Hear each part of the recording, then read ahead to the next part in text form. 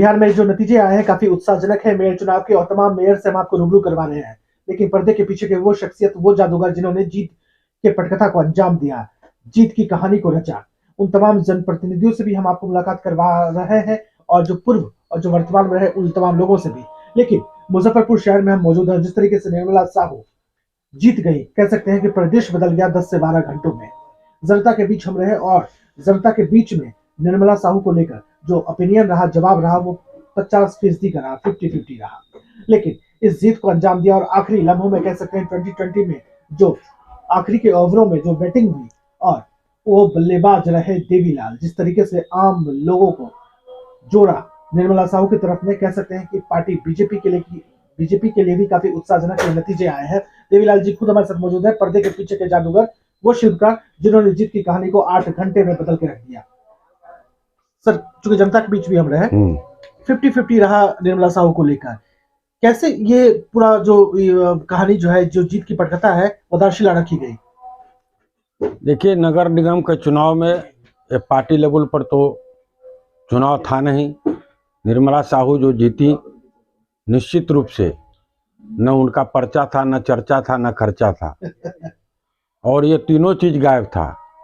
जब यहाँ के पूर्व विधायक और पूर्व नगर विकास मंत्री सुरेश शर्मा जी 48 घंटा बचा हुआ था, तो उन्होंने कहा कि एक प्रेस कॉन्फ्रेंस है और कोर कमेटी की मीटिंग है शहर की। उन्होंने मुझे निमंत्रण देकर बुलाया और जब बुलाया तो मुझसे राय लिया उन्होंने कि क्या होना चाहिए। तो मैंने कहा कि नगर निगम का चुनाव जो है, विकास होगा कि विनाश होगा। इसी तर्ज पर जिला अध्यक्ष रंजन यादव ने भी कहा, विकास और विनाश। इस जनता को विकास चाहिए कि विनाश चाहिए। जो 27 साल 25 साल का जो बंधक था, ये काल कोठरी था, उस काल कोठरी को समाप्त करना था।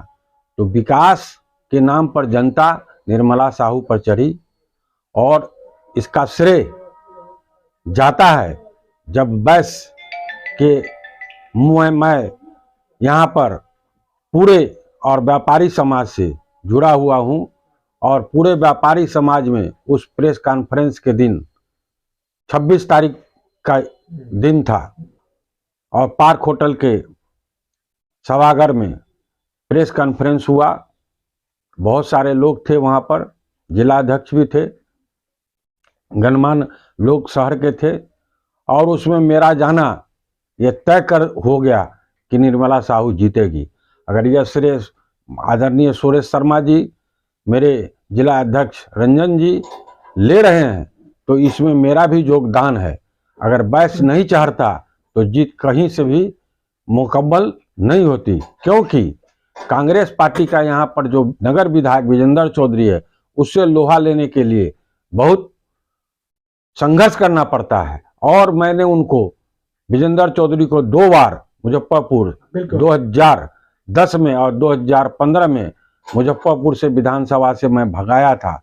और पुनः सुरेश शर्मा जी जो नगर विकास मंत्री थे, उनकी कुछ कमियां रहने के कारण आज वह फिर कांग्रेस मुजफ्फरपुर में जमीन पर आ गई है। लेकिन मेरा यह कहना है कि अभी लोकसभा का चुनाव, अब तो मेयर का चुनाव खत्म हो गया, लोकसभा चुनाव का डंका अभी आए हैं।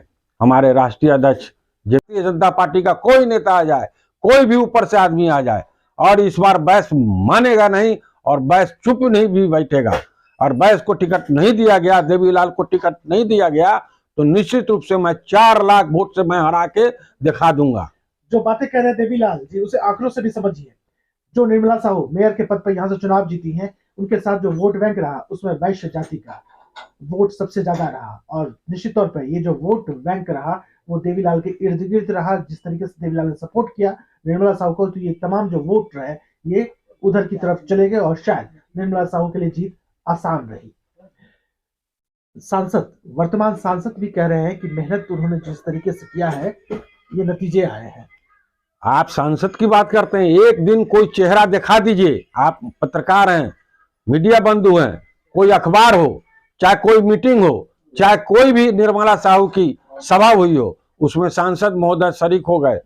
वो तो अपने पत्नी रमा निषाद को हाजीपुर में नहीं जिता सके, तो ये निर्मला साहू को मेयर क्या बनाएंगे, और मेयर क्या बनाएंगे। और पार्टी अगर उनको इस बार 2024 में अगर गलती से टिकट दे दी, तो चेहरा अगर नहीं बदली पार्टी, तो निश्चित रूप से ये एक सीट लूज हो जाएगा। और एक सीट ही लूज नहीं होगा, इसके इर्द गिर्द भी 10 सीट लूज हो जाएगा। मैं दावे के साथ कहता हूं, इस बार मुजफ्फरपुर से वैश्य समाज में देवीलाल को अगर नहीं टिकट दिया गया, मैं 2009 से ही प्रयासरत हूं। और हर हर मोदी घर घर मोदी का नारा देने वाला 2013 में मैं ही था, और उस नारा का इतना बड़ा बुलंदी छाया पूरे मुजफ्फरपुर से, बिहार से, अब तक नरेंद्र मोदी सत्ता में है, उत्तर प्रदेश, पूरे हिंदुस्तान में यह नारा राष्ट्रीय अध्यक्ष जरूर हैं, सर्वे पार्टी की हो रही है, लेकिन मुजफ्फरपुर लोकसभा जो सांसद अजय निषाद जी हैं, उनका पिता भी 4 टर्म यहां से सांसद रहे हैं, और 2 टर्म इनका भी पूर्ण होने जा रहा है। 9 वर्ष बीत चुके हैं, इनके कार्यकाल का 9 वर्ष बीत चुका है। 20 वर्ष उनके पिताजी को भी जनता यहाँ का देखी है। लेकिन जो स्मार्ट सिटी आज से 5 साल पहले घोषणा हुई, उस स्मार्ट सिटी जो प्रधानमंत्री का सपना है स्मार्ट सिटी, उसके अनुरूप 10% भी मुजफ्फरपुर में काम नहीं हुआ। और मुजफ्फरपुर से एम्स भी चला गया, मुजफ्फरपुर से एयरपोर्ट भी चला गया। इसका खमियाजा निश्चित रूप से अजय निषाद को भोगना पड़ेगा। और बिल्कुल राजनीति का मिजाज ऐसा है कि जो भी सत्ता में आता है, सत्ता को संभालता है, कुर्सी को संभालता है, लोग उसके पीछे हो चलते हैं। जिस तरीके से मेयर का चुनाव लड़ा गया और जीता गया, कह सकते हैं दावेदार बहुत सारे मैदान में आ चुके हैं जो कहते हैं कि अगर हम ना होते शायद ये संभव नहीं होता। लेकिन देवीलाल वो शख्सियत जो पर्दे के पीछे से इतिहास रचते हैं, और इतिहास हमने देखा हर हर मोदी घर घर मोदी के नारे के साथ। इतिहास हम एक और बनता हुआ देख रहे हैं कि जो राम राम हरे हरे नरेंद्र मोदी घरे घरे जो नारा इन्होंने दिया है, और मेयर चुनाव में जिस तरीके से जीत की दहलीज पर पहुंचाया निर्मला साहू को सिर्फ 6 से 8 घंटों में, ये तकरीबन कह सकते हैं एक आश्चर्यजनक चीज है। जब पूरे बिहार में, अब समझिए बीजेपी के लिए बेतिया, मोतिहारी, बेगूसराय, सीतामढ़ी उत्साहजनक नतीजे नहीं आए, उसमें मुजफ्फरपुर ने उत्साहजनक नतीजे दिए हैं। देवीलाल जी, श्रेय लेने का होड़ सा चल रहा है, इसमें आप अपने आप को कहां पाते हैं? अरे भाई आप देखिए, ये अति पिछड़ा का सीट के नाम पर इस बार भारतीय जनता पार्टी नहीं चाहती, तो निश्चित रूप से जो विजय हासिल हम 2019 में किए थे, 4 लाख वोटों से मैं उनको विजय हासिल कराया था, तो निश्चित रूप से अगर वही चेहरा को लाया जाएगा, चेहरा नहीं बदला जाएगा, तो मैं गारंटी के साथ कहता हूं कि वो 4 लाख वोट से इस बार हार जाएंगे। इस बार पिछड़ा और अति पिछड़ा बनाम की लड़ाई होगी, कोई अगरा नहीं रहेगा। पिछड़ा का वोट जो है यहाँ 60% है, और मलाह जाति का वोट जो है आप 6 विधानसभा को देखेंगे 1,20,000 से ज्यादा नहीं है, केवल 22 का यहाँ 3 लाख वोट है। हमारे देश के जो उस समय अभी वर्तमान प्रधानमंत्री हैं, उस समय गुजरात के मुख्यमंत्री हुआ करते थे, और उस गुजरात के मुख्यमंत्री को यह नारा जो है उनके प्रधानमंत्री के कुर्सी पर बैठाया। और मेरा जो यह 2023 में जो 1 जनवरी को मैंने अपने फेसबुक पर एंट्री किया है कि इस बार कोई नारा नहीं चलेगा, देश में कोई विपक्ष नहीं आएगा, कांग्रेस और राजद और जदयू कहीं भी बिहार में पनपेगा नहीं, एक के नाम नारा रहेगा। अयोध्या में भी हमारा श्री राम मंदिर बनकर तैयार है, और अयोध्या में श्री राम जो आइडियल हैं, इस भारतवर्ष के आदर्श हैं, उस आदर्श के नाम पर रहेगा कि राम राम हरे हरे, और मोदी जी 2024 में घरे घरे। यही संकल्प के साथ हमने बिगुल और बिल्कुल बिल्कुल बिल्कुल फूंक दिया है। एक तरीके से हम कह सकते हैं कि हम बात कर रहे हैं भावी प्रत्याशी 2024 के मुजफ्फरपुर से लोकसभा प्रत्याशी देवीलाल जी से।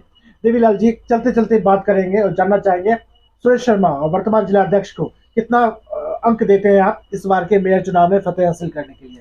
निश्चित रूप से कि हमारे जिला अध्यक्ष रंजन जी और सुरेश शर्मा जी का योगदान है जिताने में, और उसमें वैश्य समाज का भी मेरा भारी योगदान है। वैश्य समाज अगर नहीं चढ़ती, जो वैश्य समाज दिन रात अपने व्यापार में लगा हुआ है, वोटर यहाँ का है, एक एक वोटर यहाँ पर है। रंजन जी जिस जाति से आते हैं, हमारे माननीय मंत्री जी जिस जाति से आते हैं, तो अग्री जाति का वोटर है, लेकिन सब दूसरे प्रदेशों में है, उनके बाल बच्चे दूसरे प्रदेश में माइग्रेट किए हुए हैं, इसलिए वो वोटर नगण्य है। इसलिए वैश्य समाज की मेयर थी, प्रत्याशी थी, और वैश्य समाज हमारे जुटने से हुआ का कि नतीजा उलट गया और वह मार्जिन वोट से 10-11 हजार वोट से जीत पाई। बिल्कुल, तो ये देवीलाल जी थे बता रहे थे कि जो वोट हासिल हुआ निर्मला साहू को, बिना इनकी मदद की दरकार के शायद ये संभव नहीं हो पाता। जो वैश्य वर्ग से वोट गया, जो व्यापारी वर्ग से वोट गया, वो इंपॉर्टेंट फैक्टर रहा जीत हार में। उसने एक महत्वपूर्ण दिशा और दशा तय किया। 2024 के लिए भी बिल्कुल फूंक दिया गया है देवीलाल जी की तरफ से, और प्रत्याशी के तौर पे ये सबसे आगे है, मजबूती के साथ मजबूत दावेदारों में इनका नाम है, और कह सकते हैं कि मुजफ्फरपुर की सियासत बहुत कुछ बदलने वाली है। मुजफ्फरपुर से मैं विमलेंदु मिश्रा।